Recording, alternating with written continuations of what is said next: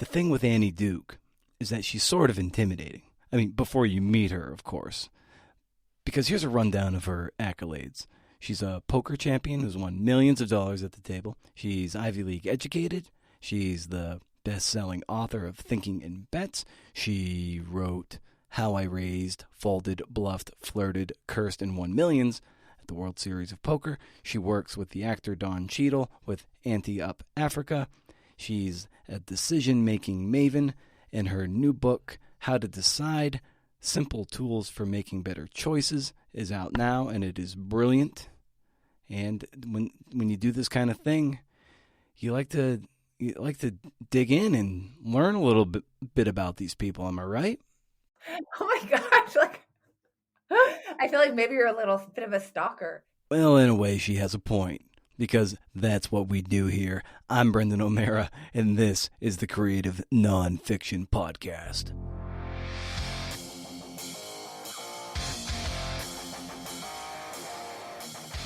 Oh yes, I speak to badass people about the art and craft of telling true stories. Some of you know that, some of you probably don't.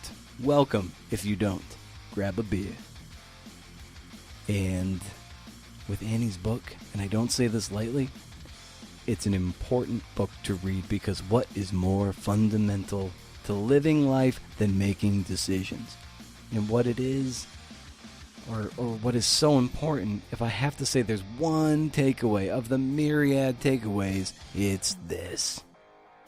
You can make a good decision and have a bad outcome.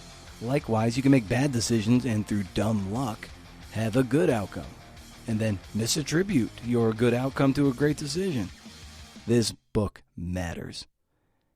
Annie talks about growing up in New Hampshire, her early job at KFC, when to quit. Not necessarily when to quit KFC, though you might want an exit plan depending on your career path. But like when to quit anything, resulting, and much more.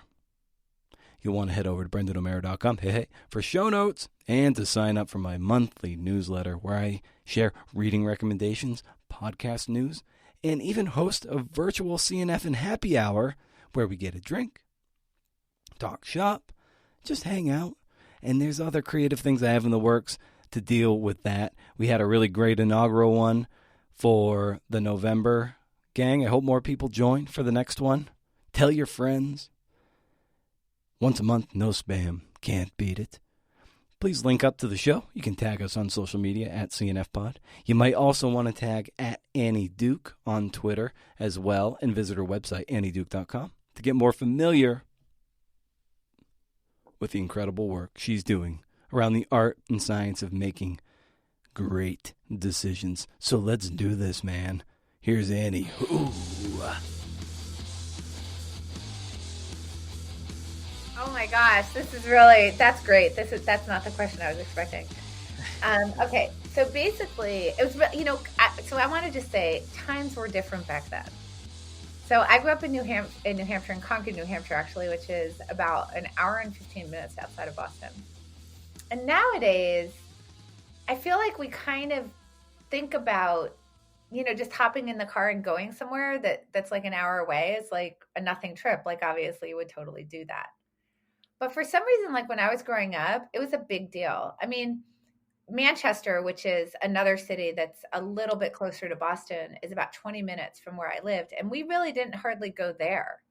So Boston was a big deal for us. We went about twice a year. And there were two things that we went for. One was there was usually some sort of show where they were doing like, a Broadway show was getting tested out or something like that at the Garden. So we would go to something like that every year. So that would be one of the trips we would take. But the other trip we would take every summer was to go to Fenway. And we sat in the bleachers, and, sort of under the Citgo sign. And yeah, we would go every year. So I'll tell you one of my best memories of that, because I was young. I was very young when we would do that.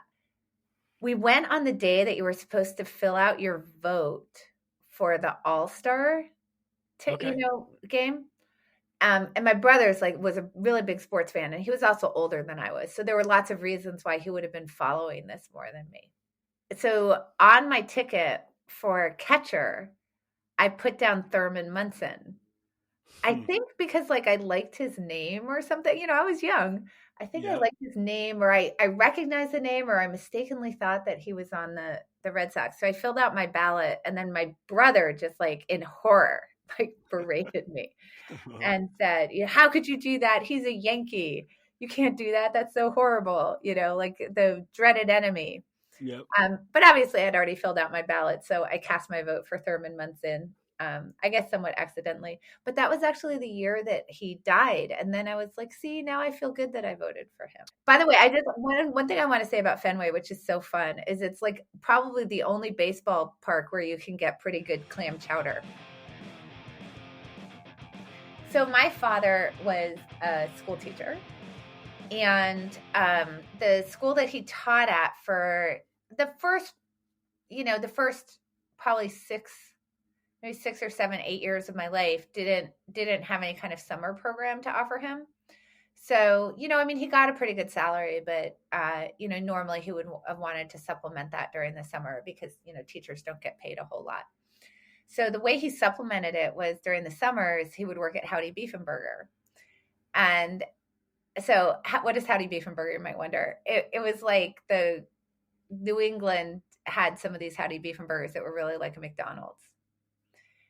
So this was before McDonald's took over the world, and there was this other choice that wasn't Burger King or McDonald's. So he did that because obviously he was a teacher. So he, during the summer, he couldn't take a job that was more than, something that was more like part-time and flexible because he was going to go back to teaching. So we have pictures of my dad wearing, like back then, he had like on the paper hat, that they would make you wear with like the apron. There's some pretty funny pictures of him working at Howdy Beef and Burger. So anyway, that's what he did. Eventually, the program at the school that he taught at ended up with a summer program. So he started teaching in the summer to supplement the income as opposed to flipping burgers. But at that place, one of his coworkers was a guy named Dickie Dugan, which is, a name obviously, like how can you not remember the name Dickie Dugan? Right. And Dickie Dugan continued his career in fast food and ended up over at the Kentucky Fried Chicken that was down the hill from Howdy Beef and Burger. And he ended up at the Kentucky Fried Chicken, and he rose to manager. And so my father had maintained a friendship with him from when he was coworkers with him at Howdy Beef and Burger. And so when his kids needed a summer job, he called up Dickie Dugan, and he asked if Dickie Dugan could hire us. And so both my brother and I worked at Kentucky Fried Chicken during the summers. I think I worked there when I was 14 in the summer and 15, actually 14, 15, and 16. So I worked there for 3 summers. People don't know like the difference between a keel and a breast, but I know the difference between that. And also back then, by the way, the other thing was that you didn't have the fancy cash registers. So now you just press whatever on the cash register, it kind of tells you, and it tells you the change. So I remember, the first thing was that before you were allowed to work the cash register, which you really wanted to do because it was kind of gross back. So it was very, we have to remember this was a long time ago. So this is going to sound super sexist, but basically all the male workers were back in the kitchen, actually like putting the chicken in the fryers and stuff. And they would put that then there was like sort of a dividing area. And then that would get passed up to the women, which would do one of 2 things. The women would either be, you could see them through the window behind the cashiers, but they would actually be packing the meal. So when someone ordered like a 2-piece or whatever, like they would pack the meal up. Or you could operate the cash register. And the cash register was a lot nicer because it was a lot cooler. And we had to wear these horrible brown polyester suits, which were like so horrifically ugly. With like a cap and stuff. Like everybody should look online and look at like this was in the early 80s, and they should say like Kentucky Fried Chicken, uniform 1980, and imagine me wearing one of those. It was pretty hilarious. So you always want to be up at the cash register, but you couldn't be at the cash register until you had memorized the price of every single thing on the menu. Because it wasn't on the cash register, and they didn't want you looking behind at the board. So you had to have memorized that. So I took the menu home and studied it, and then you would get quizzed. And until you could pass and know the price of every single thing, you weren't allowed to be at the cash register. But I made it to the cash register. That's what I want to say. the thing that I think is so powerful, and this is really woven through all of my work, is the uncertainty that it's not deterministic. You don't know what the next card is that's going to be dealt. When you're making, I think it's just, first of all, it's a metaphor for life, right? But it's definitely a model for decision making, because we don't know what the next card is that's going to be dealt. I think that, obviously a lot of the cognitive bias literature shows that we think that much more than we should. We think that our decisions are much more deterministic than they are, that we do know how life is going to turn out and how things are going to be tomorrow. But it's not true. When I'm dealing off of a deck, I don't know what the next card is going to be. It could be one of any 52 cards if I'm taking, if I'm dealing the first card. And when I'm thinking about what my decisions are going to be, I have to take that into account. So I have to plan for a whole bunch of different cards that could come. And if I'm not doing that, I can't make really good decisions. What I find really interesting about the coronavirus and what's happening with the pandemic is that I think it's become much more clear to people right now that we aren't as much masters of our own destiny as we'd like to kind of think we are, that we don't control the next cards that are going to be dealt. And that when we're making decisions, we have to kind of deal with that. And I think that's the thing. Like, obviously all the things that I was doing in terms of playing games and whatnot when I was young, I think really prepared me for that type of thinking. I guess it's a little bit of a chicken and egg problem though, because maybe I just really liked being in those types of environments.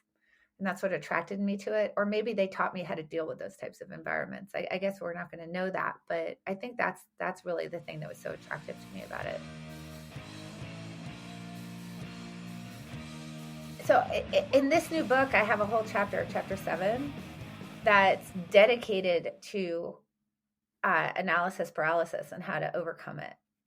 So I think that's probably what I was having in terms of the conversation with Seth at the time, which is that this need for certainty, this need to feel like we can be sure, and then we can somehow guarantee the outcome, this imagining of the regret we're going to feel if it turns out poorly, that horrible feeling of, oh, I can't believe I made a mistake, that makes us get into these endless loops of seeking more information and trying to become more, certain, as if we can get to 100% in terms of the defense against a bad outcome happening, slows us down so much.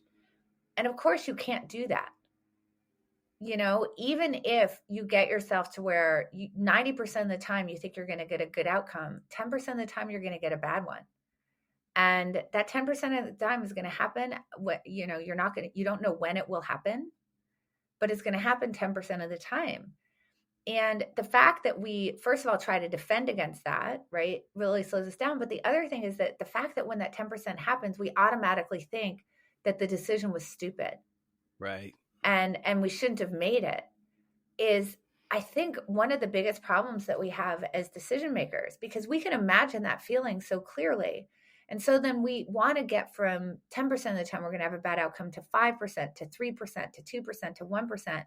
And we end up not only wasting a lot of time trying to chase something that's completely impossible, because you can't actually ever guarantee the outcome that you're going to get anyway.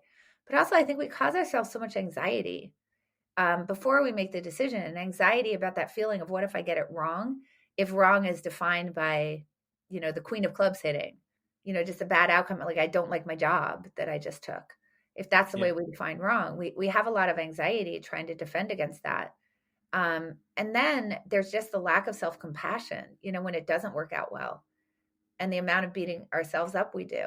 And I think all that ends up making us take way too much time on most of the decisions that we have. And it's particularly a problem right now, I think, because there is so much information that's available to us, like at our fingertips, that we get into this illusion that we can somehow, look at that last TripAdvisor review, look up this last bit of data, run it past our Slack group one more time, look on Yelp again, all the ratings, whatever. It's just like, it's such an information overload that gives us the anxiety I think it just increases our anxiety because it makes us feel that there's more that we should know that's going to get us to certainty. And it's just all a total illusion.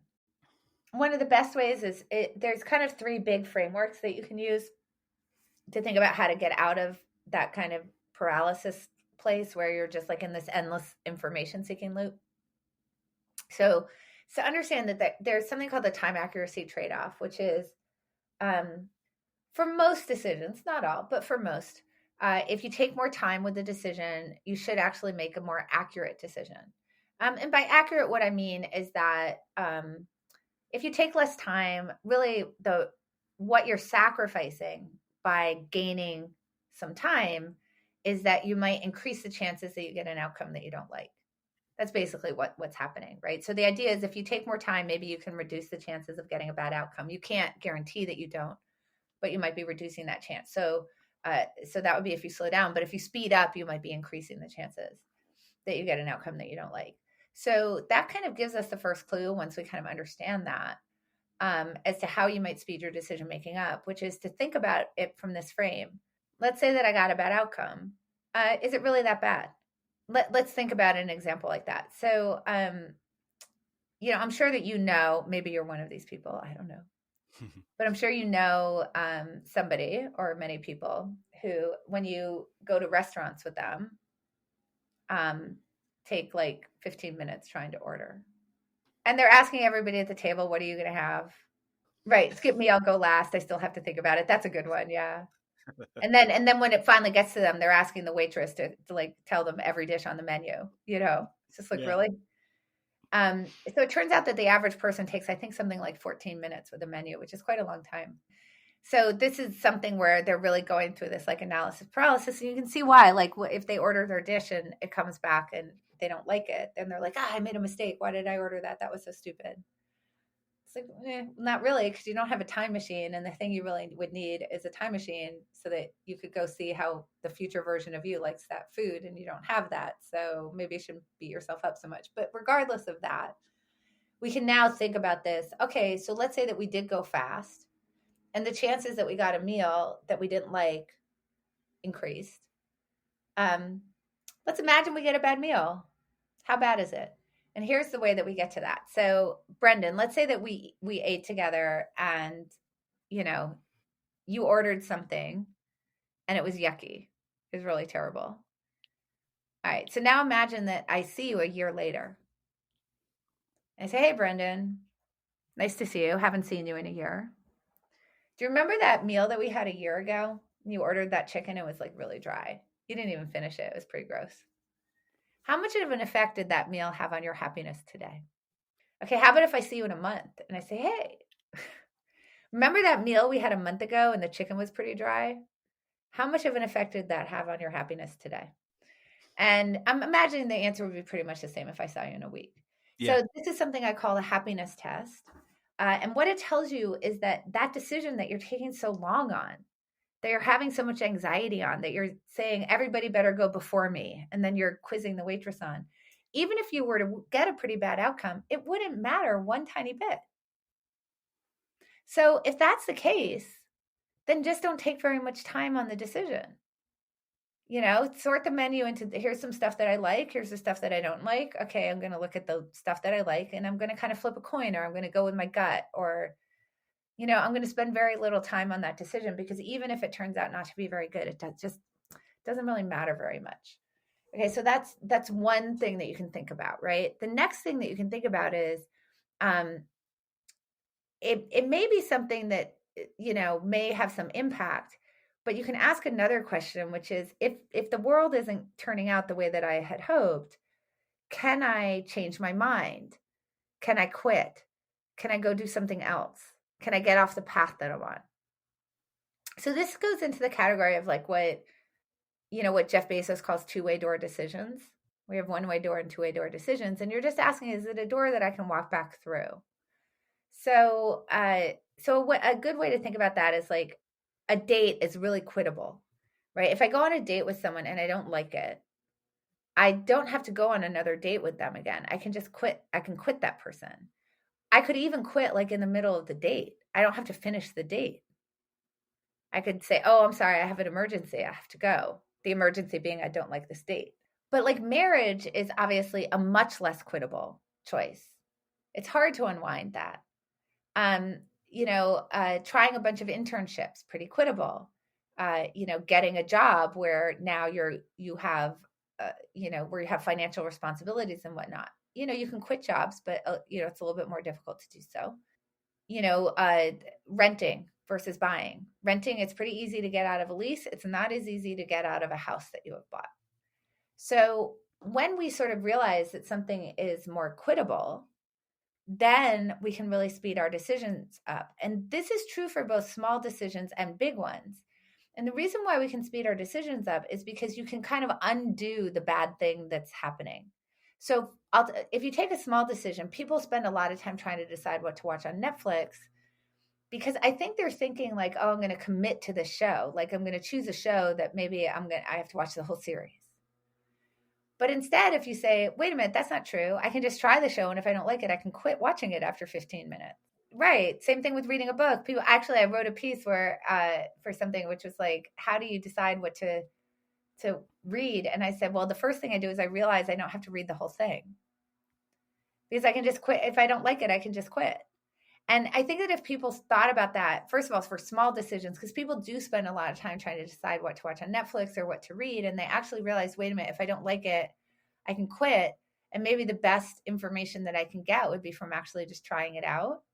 And so let me not get into this analysis paralysis and like look at all these reviews and research the series online. Why don't I just try an episode and see how I feel about it? That can actually really speed you up.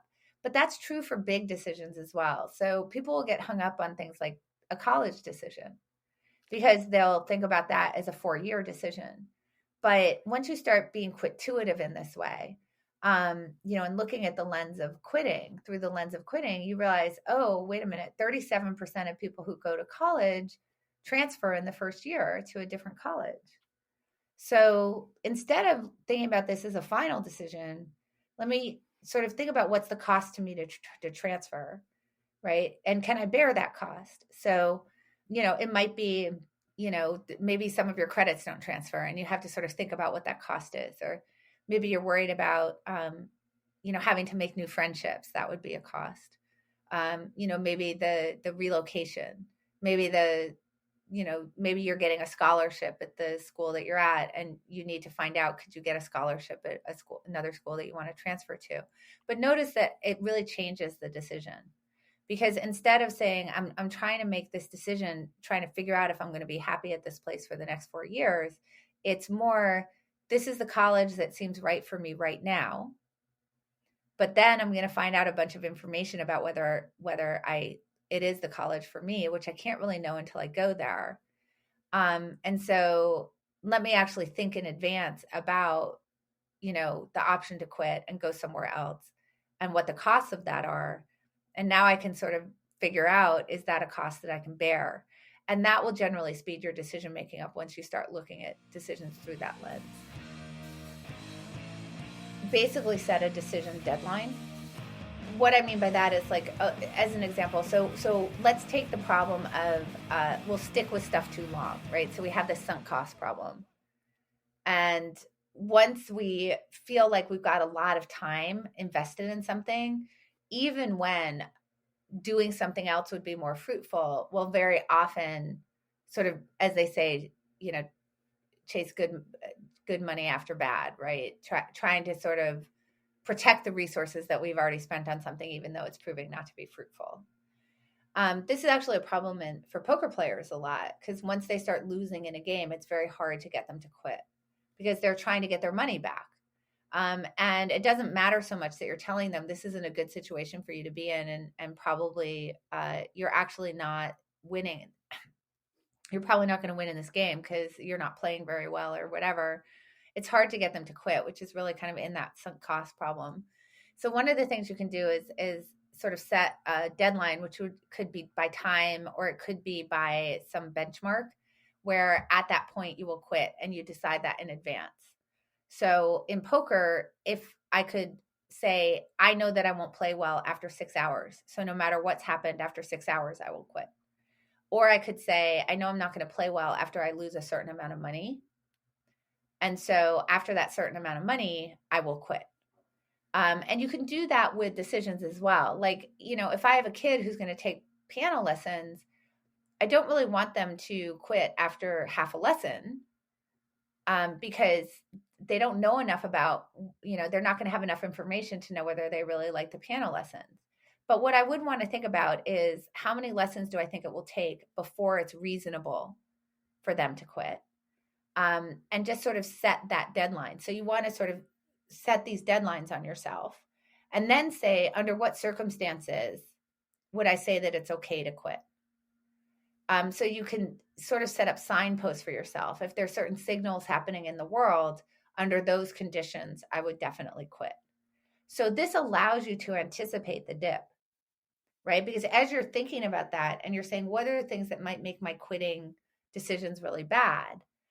It could be things were going really great, and then, I don't know, it kind of started to slow down, and I sort of got caught in this, in a situation where I started to sort of realize I didn't know a lot, or I didn't feel like I was making progress, and I could think that that was actually a signal to quit when it isn't. So how long am I going to give that? I don't want to do it when it just happens. What I want to do is figure out, how long do I give it when I'm in that situation before I'm actually going to allow myself the decision to quit. Right. Well, that's a little bit, setting these parameters are going to put you into a more objective place. But obviously, yeah, the input into all of these things is always going to be subjective. So, you need to realize that. But if you have a good process where you're really trying to work through, if you, like, for example, if you're in the dip, you can just go through the exercise, this is an outside view exercise, as you just said, which is sort of getting outside of the gravity well that you happen to be sitting in right then. Is, you can say, what's my timeline for feeling like I'm not going to want to do this anymore? And you can set whatever that timeline is. So let's say it's a year, or it's 6 months, whatever. Let's say it's a year. And you imagine, okay, let's imagine it's a year from now and I haven't made any significant progress. Why do I think that is? So that would be called a premortem, right? It's imagining that you failed, and then try to look back, over that time and say, what are the things that happened that made me fail? And then you can do the other thing, which is, imagine it's a year from now and I came through it and I jumped the chasm and now everything's going great. Why do I think that happened?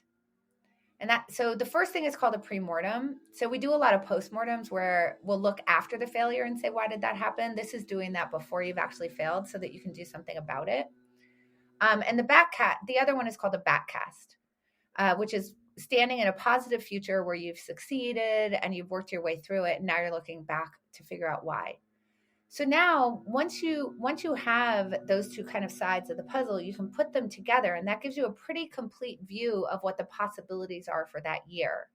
Now, it's particularly helpful when you have that information to also find a trusted outside advisor, explain to them the situation. Don't show them the output of your own premortem, because that would bias them. And just say, here, this is my situation. This is the path that's gotten me here, and this is where I am today. And I feel like I've hit a little bit of a wall. So could you also do this exercise as an outside observer and imagine that I've succeeded? And what do you think that are the things that I would have done? And imagine that I have failed. And what are the things that happened, either the bad luck or the decisions that I would have made, and have them do that as well. So now the first thing is that you can look at your own and you can see, oh, that's interesting. Here, I can see the actions and the things that would have happened in the world that would have made me succeed. So let me try to figure out, what can I do to make sure that I'm doing those actions? What can I do to make sure that I end up on those branches of the tree? What can I do to make sure that maybe that luck goes my way? How can I notice that things are starting to go my way? Because you're going to see that. And then you're also going to see, okay, here are the decisions I don't want to make, right? How can I make sure that I'm not making them? How can I look at this bad luck that might happen and do something about it in advance? So that's what you're doing with your own. But then you can compare it with the person whose feedback you're seeking, and you're going to see that there's going to be a lot of differences there. And don't spend a lot of time talking about the places you agree. That's kind of uninteresting. What you should do is say, oh, you see this whole different route to failure, or you see this whole other route to success that I hadn't noticed. Can I understand why you believe that? Why do you believe that that's a way that I might fail? Because I didn't see that. Why do you believe that that's a way that I might succeed? And they're going to open up different information. Like they're going to show you different facts. They're going to show you a different perspective on your own situation that you otherwise wouldn't necessarily be exploring. And that's the way to figure out, should I bother? Is this really a dip, or is it just this thing isn't for me? Because if you can't find a lot of paths to success in that backcast, and if your outside advisor can't find a lot of paths to success in that backcast, then that's a good clue that it's not just a dip. But either way, if you do decide it's not just a dip, you now can free up your time to go do something that would be more fruitful. And if you do say it's just a dip, you've now created a roadmap for yourself to speed up your ability to get out of it. So most people actually are the opposite of you, and they have a much too rosy view of the future. Most people have suffer from something called illusion of control, which is this belief that you have much more control over your outcomes than you actually do. There's just all sorts of things like this. There's like gambler's fallacy that, if some good things have happened to you, that you think they're really likely to happen to you again in the future. That's obviously a rosier view of the world. And a lot of the biases that we have, like overconfidence bias, they tend to be kind of optimism biases. There's something called the better than average effect, which is, if you ask middle schoolers where they think they rank in social skills, they'll all say they're in like the top 10%. And obviously that's impossible because they have to go across the whole thing. I think college professors generally rate themselves about in the top 1% of teaching ability. So there you go. So this is, I think 50% of drivers put themselves in the top quartile for driving skill. So there's all these like better than average effects, like an overconfidence and this kind of stuff. So mostly people have rosier views of the future than they actually should. And then there's some people like you who are pessimists by nature and have, a darker view of the future than you probably actually should. So premortems and backcasts actually work to help both types of people because it gets you to a much more complete view. If you're somebody who generally has a too rosy view of the future, you can see how a premortem is going to be a really good exercise for you because the whole point of it is to explore the ways in which you have failed. Not just in terms of your own decision making, but also in terms of the way that luck might get in the way. And if you think about why you might be too rosy about the future, it's that you're imagining that bad luck isn't going to have the same effect on you that it might have on other people, and that your decisions are going to control your destiny maybe a little bit more than they are. So noticing that bad luck is going to be really good. But then on the decision side, you're going to see all the bad decisions that you as a human being are likely to make that might actually cause you to fail. So that's obviously really good for people who are too rosy. And the backcast for people like you is really good because it shows there's lots of luck that can go your way. And there's actually lots of great decisions that can actually create much better outcomes for yourself, that can actually really increase the probability that you succeed. And now you've seen the roadmap to how you might do that. Now you've created for yourself a set of decisions that you really want to make sure that you're making, a set of actions that you want to take that are going to allow you to actually get to that success. And you're going to end up with much more belief that you can do it. When you do these exercises, and explore these futures, even the ones that might be uncomfortable, like the premortems, that's actually the route to achieving that really positive future that you're trying to get to. Yeah, so this is called resulting, and this is actually, it's a bias that really plagues us. I have to say this, so I think about these, the visual illusions, so, which I'm sure you've seen a lot of them. Like there's been one going around on the internet recently, which is like, there's, how you can draw cubes, just line drawings of cubes. So there's two cubes that are side by side and the background is flashing a color. And it makes it seem like the cubes are spinning. But of course, the cubes aren't spinning, right? This is a visual illusion. what's interesting about it is that you just can't unsee it, right? It doesn't matter how much I say to you, hey, you could actually put your hands and make it so that you can't see that background and you'll see that it's not spinning. And I can show you that it's not spinning, but when you're looking at it, you can't not see it. The cubes just spin nonetheless. And I think about some of these things that like resulting as very similarly as a cognitive illusion that you can't unsee. So the interesting thing with the Seahawks example is, okay, so the Seahawks are on the 1 yard line of the Patriots. It's the fourth quarter. There's 26 seconds left in the whole game. So they get down to the 1 yard line. It's second down, 26 seconds left. Obviously, they have to score a touchdown because they're down by 4. They have 3 downs that they could do it in. Except, of course, they have a problem because they only have 26 seconds left and they only have 1 timeout. So there's a clock problem in terms of being able to get 3 cracks at the end zone here. So, just as you said, there was a really strong expectation of people that Pete Carroll was going to call for that ball to get handed off to Marshawn Lynch. But he doesn't do that. He ends up passing the ball. Not him personally, but Russell Wilson passes the ball. And of course, we know it was very famously intercepted. This is something where, still to this day, people say, this was the dumbest call in all of Super Bowl history. What a ridiculous call. So I'm not going to bore people, but if you do the math, it actually turns out that it was a very good call. And the simple clue that I'll give you here is that, as I said, it was second down, so they had 3 downs to try to get to the end zone. But they have a clock management problem because they only have 1 timeout. So I just assume everybody would agree that if you're playing against the Patriots, you'd like to have 3 tries to score as opposed to 2. I mean, they are the Patriots. And so that extra down would be really helpful. And so the very simple way to think about it, it's a more complicated problem than this, but the simple way to think about it is if you hand it off to Marshawn Lynch twice, you only get 2 plays. Because if he fails on the first time, obviously the clock runs and you have to burn your time out. And then if you hand it off to him again, clock is going to run out if he fails and you're not actually going to be able to get to a third play. But if you pass the ball on either first or second down, if that play fails in the usual way, which is an incomplete pass, the clock stops for you. And that's going to give you a chance for those 2 running plays where if Marshawn Lynch fails on the first try, you can call the timeout. So it seems like if you call a pass play on the first or second try, then you're going to get an extra shot at the end zone, which is really valuable. Of course, there's a cost to that, which is the chances of an interception, which turn out to be less than 2%. So I kind of can walk through that with you. And, most people, when I walk through that, not everybody, but most people can kind of see the logic of that.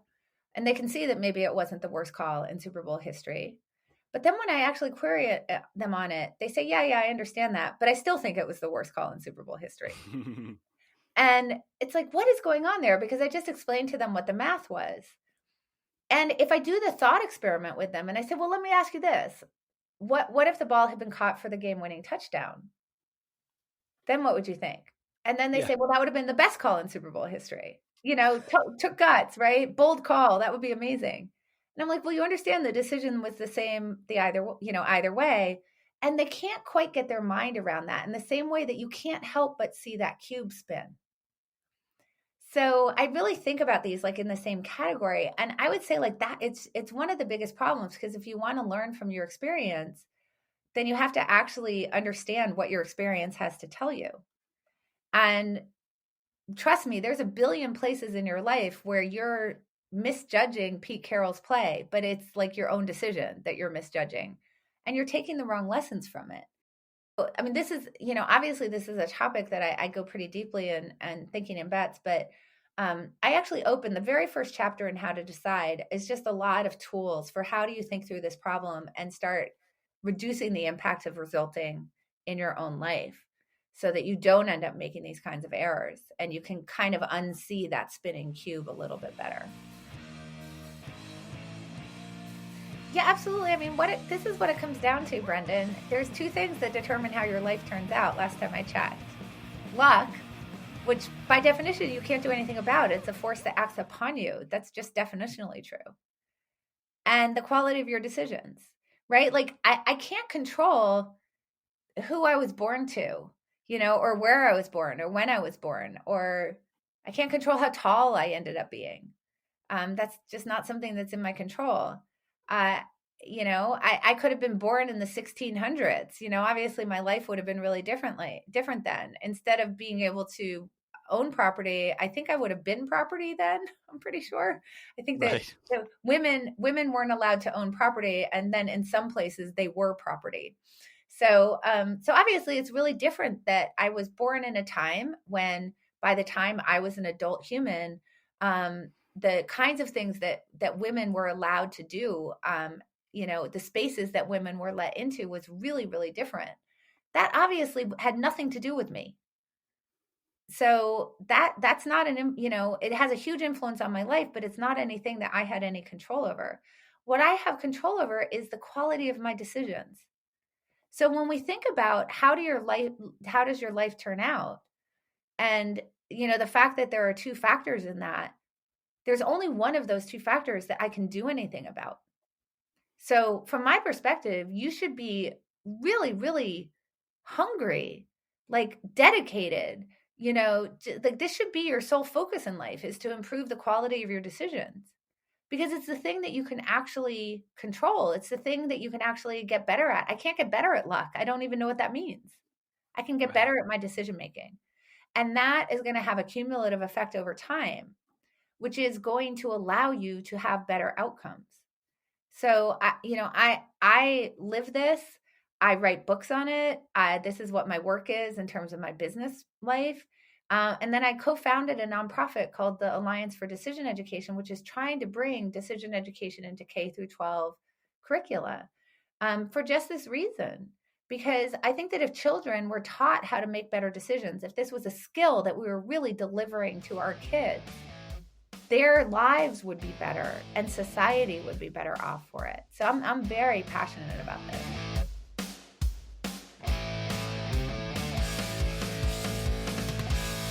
My goodness. Thank you to Annie Duke. She is a fun person and wicked smart. Once we were done recording, we talked about how we both more or less lost our New England accents. Actually, I still had it recording, but yeah, I didn't include it in this. It was really fun. She was on this publicity blitz the day we spoke. This was several weeks ago at this point. So to just hang out and chat afterwards was really cool of her. I'd say I'd love to have her as a frequent flyer on the CNF and airliner here. I mean, why not? I mean, she's a busy person and super famous, so maybe not. It's not. What could go wrong? What's to lose by asking? Okay, so I'm sure you noticed something new. You probably were like, what the hell are you doing, B.O.? You're right. I edited myself out completely from the interview portion of this show. It's something I've always wanted to do, and I figured it was either going to be for Annie or Seth Godin, and I had already edited Seth before I had the courage to do what I did with the Annie edit. I did it for a few reasons. Several reasons, actually, so strap in. You might as well, you can hit pause, maybe go get an iced tea. I've got myself a Athletic Brewing non-alcoholic Run Wild IPA. It's delicious. Here are my reasons. 1, cuts down on time. Probably saves 6 to 7 minutes. Easily.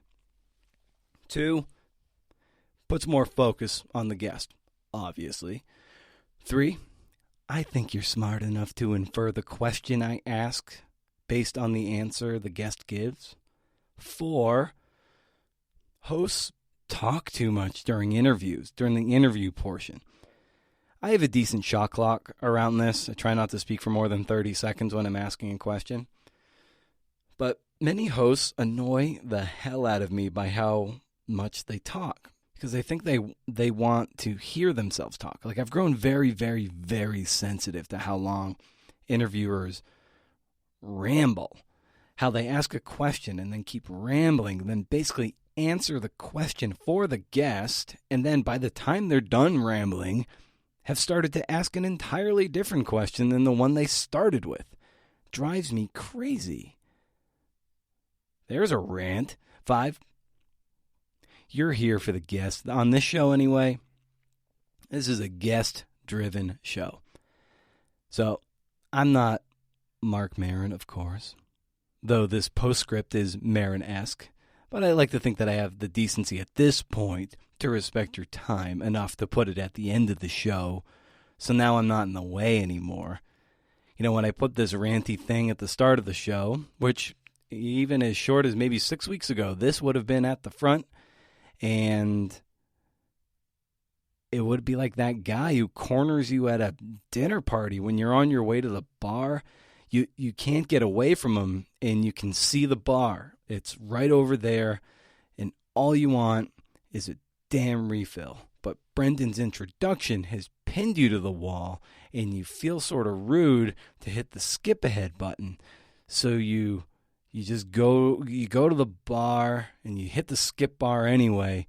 And ultimately, you're glad you did it, because not only is there great beer, wine, and liquor at the bar, but there's this great homemade bruschetta, and it's got real, raw garlic. And you're thinking, if I eat enough of this, I won't have to talk to him anymore, because my breath will be so offensive.